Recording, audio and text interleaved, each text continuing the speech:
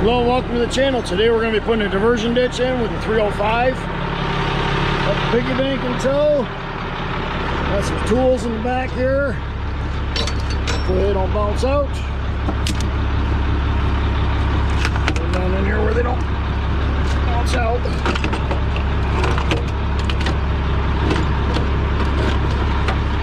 That'll work. Piggy bank's warmed up and running. Probably need a grade rod, huh?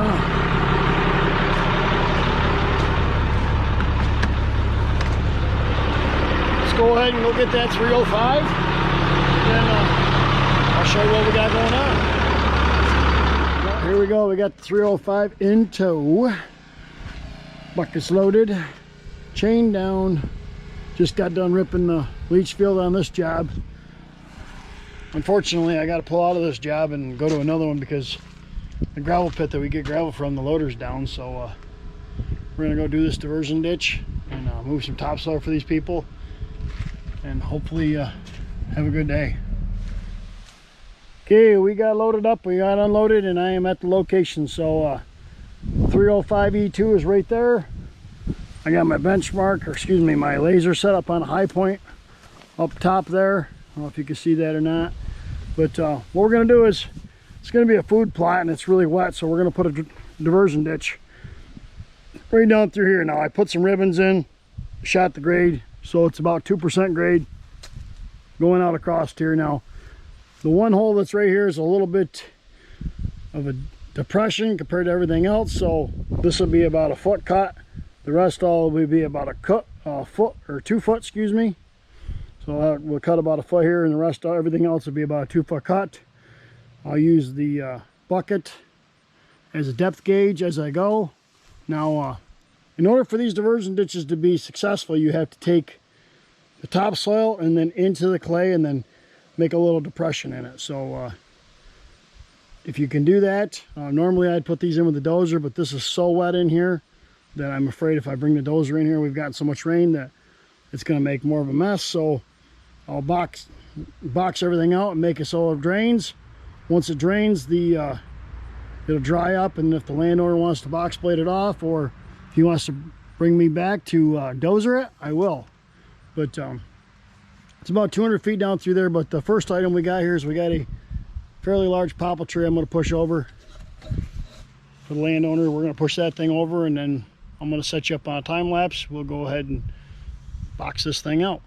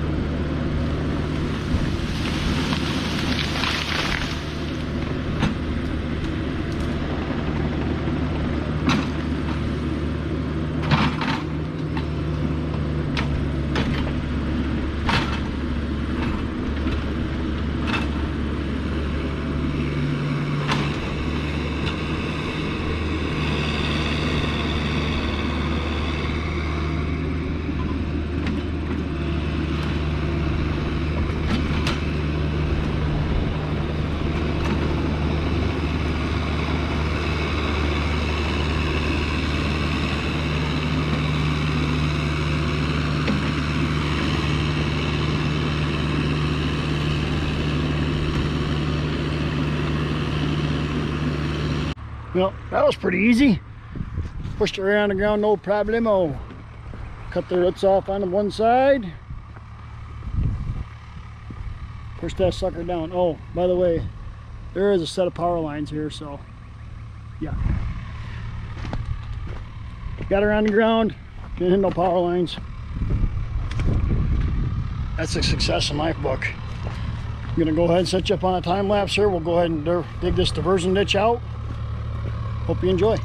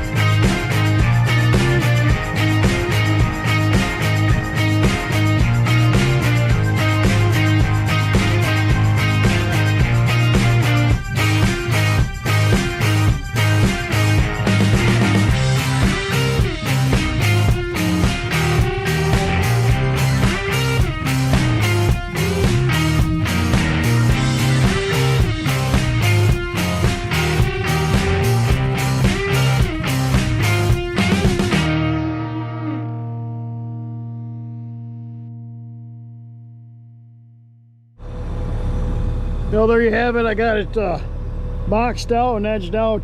Like I said, if I had a dozer right here, I could just trim that off, but I'm not going to even. That is so wet back in there. If I even get in there, it's going to make a big mess. So just kind of round this piece off. I'll go down through there, make one pass down through there, round it off, and should be good shape.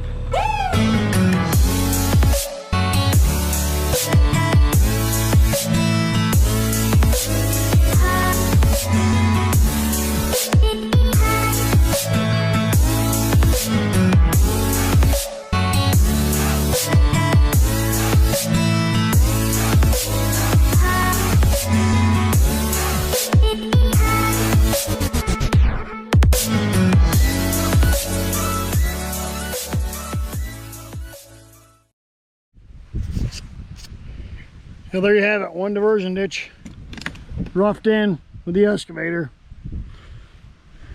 Like I said, it's kind of a little bit more square than I'd like to, but we'll deal with it.